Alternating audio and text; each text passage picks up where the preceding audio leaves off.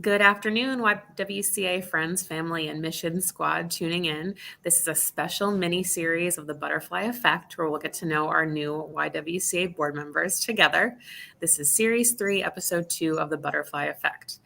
If this is the first time you're tuning into the Butterfly Effect, we started this empowerment series 2 years ago during the pandemic, and it was a way of hosting interviews where we could inspire women in our community to hopefully inspire you, those tuning in.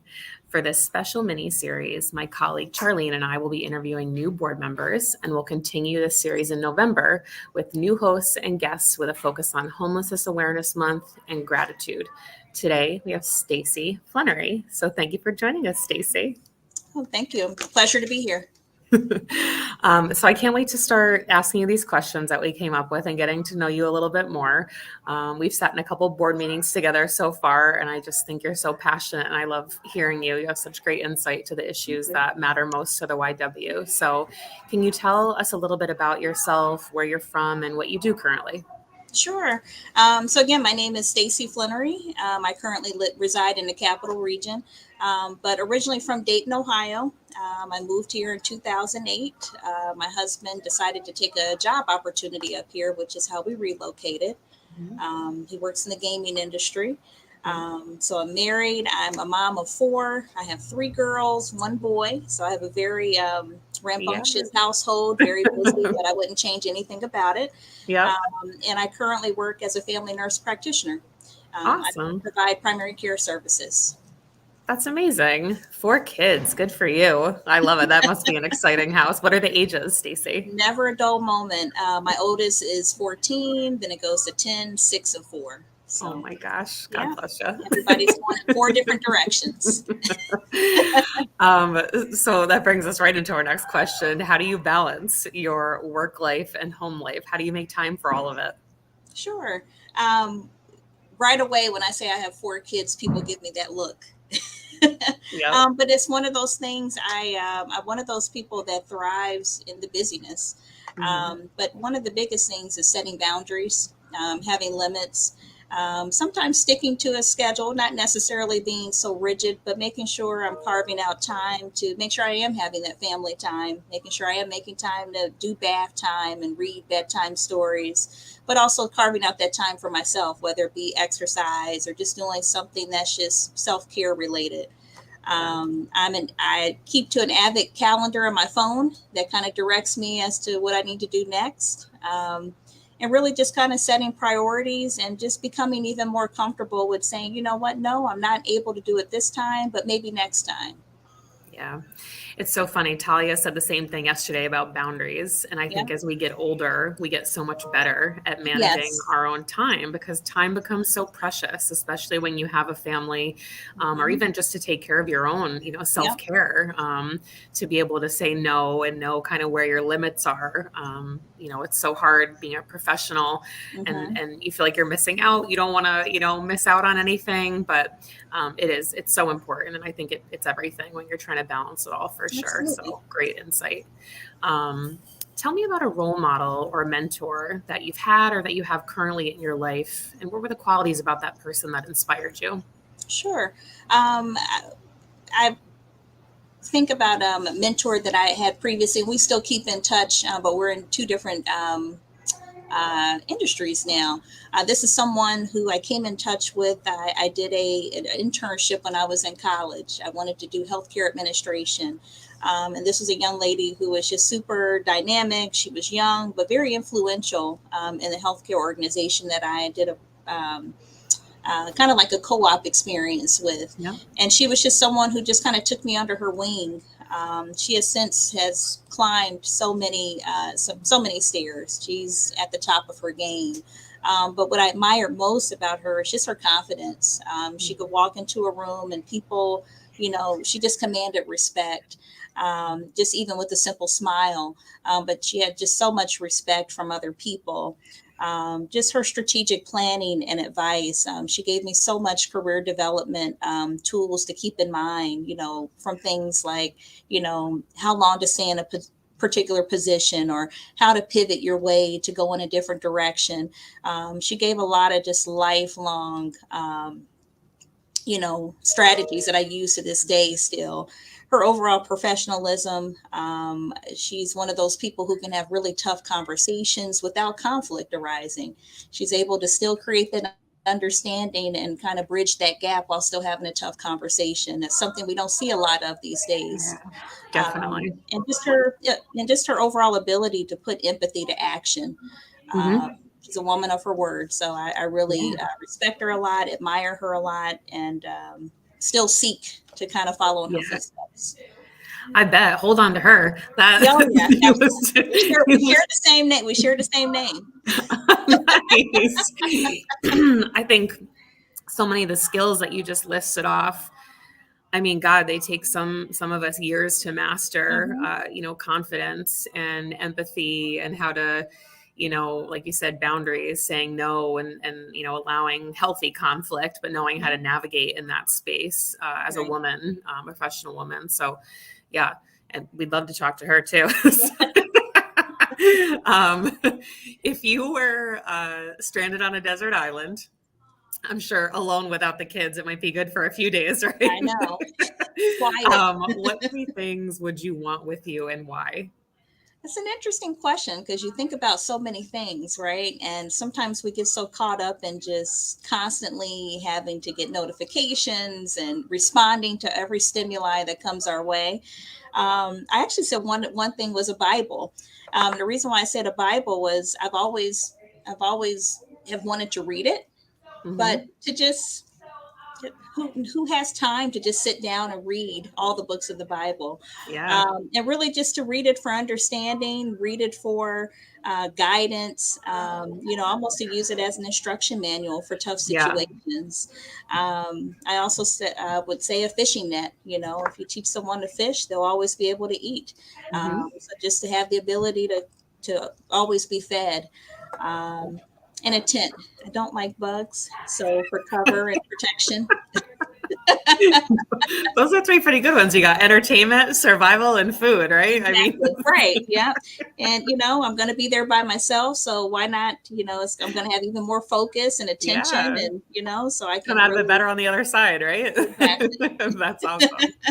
Um, Tell us something unique about you that you believe others should know.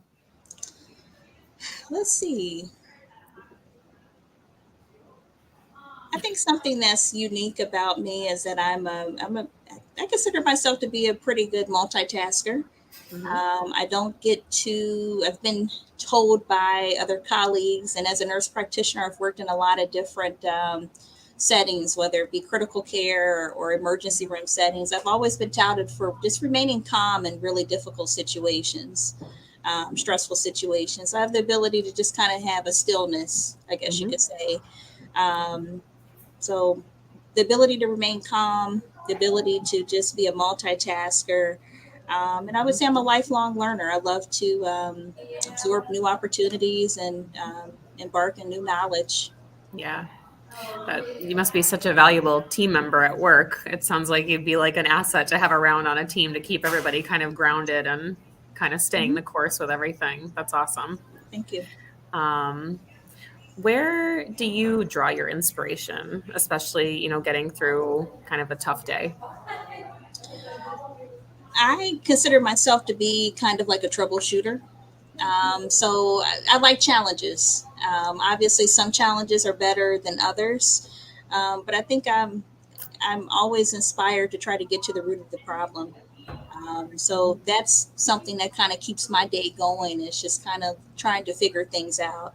Hmm. And just also just kind of remembering the end goal. There are some days where it just may be a little tough, and just kind of remembering, what's the big picture? Why did we sign up for this?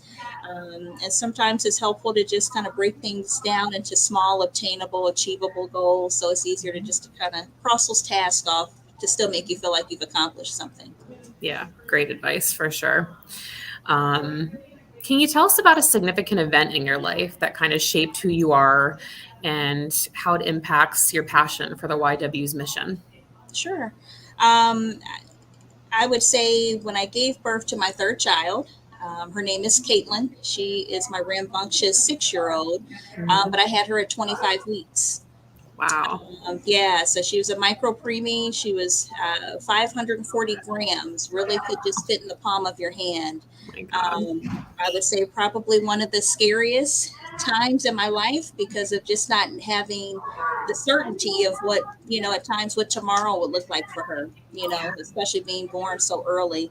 Um, I would say that's a time that really just kind of caused me to kind of pivot how I relate with people because that was a scary time for me. People undergo scary situations all the time. And if anything else, just kind of imparts the importance of empathy, and just kind of meeting people where they're at, especially when they are approached with difficult situations. I liken this to, some of the things that the YW stands for, and that I am an African American woman, and the maternal mortality rates are just, skyrocketing. According to the CDC, Black women are 3 times likely to die from childbirth instances Yeah. than white women. The question is, why is that? So clearly there's some sort of health disparities, or implicit bias. And I think that, that kind of coincides with some of the mission of what YWCA is standing for, and, erasing racism and really kind of getting down to those systemic barriers that create disparity for people. Yeah, absolutely. Such great points and such important areas for people to understand and know about. And so we definitely look forward to, utilizing your experience. And I know many experiences, of folks that we're engaged with to kind of highlight those issues. It's Sure. tremendously important. Thank you for sharing that with Oh, us. of course. When you hear our mission, eliminating racism, empowering women, how do you hope to make an impact in these areas, um, either personally or through your work, on the YW board now going forward? Sure. I think it's important work, and I love that there's such an awareness on these issues. The biggest thing, it just comes down to respect of all. We're just respecting people, whether there's a difference of opinion. I feel like we've gotten in a situation in our society where, there's such a cancel culture. And we should be able to have those tough dialogues and conversations with one another and still maintain a level of respect. Yeah. So I find that it's super important to, just value equality, value diversified thought, respecting people with from their differences and where they come from. I hope to, with this board, to, continue to grow as an individual and grow professionally so that I can continue to sow into other people, whether it be helping them out with career development advice or helping someone, just with living arrangements, just making it from day to day. Because I believe heavily that if we can help one person, that one person can then turn around, help their family, and that family can then turn around, help a community, and it can just continue to grow from there. Hmm.